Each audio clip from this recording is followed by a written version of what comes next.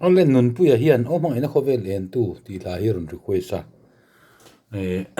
la reng reng hi khovel a musician ro pui ber ber de panan soi chu pui mo ber chu a tempo hi nia conductor te zai roi tu te na anti sual thei lian ber chu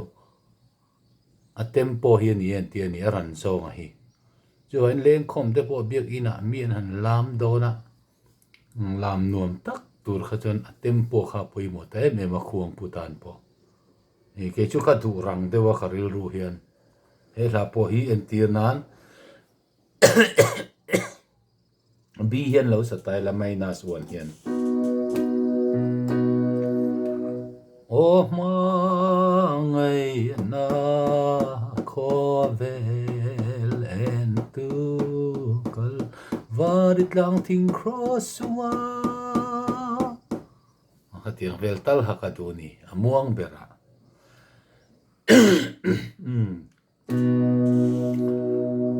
ô ma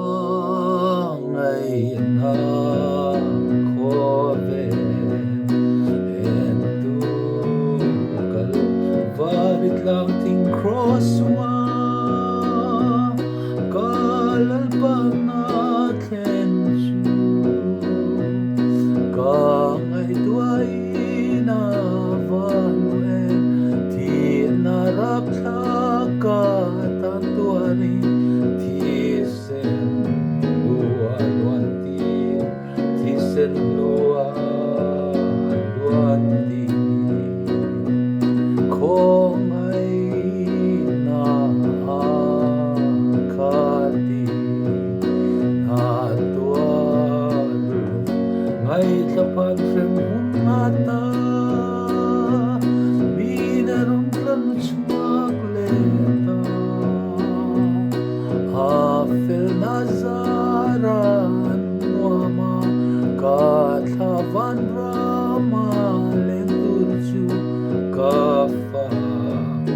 thei lova kafak ning thei lova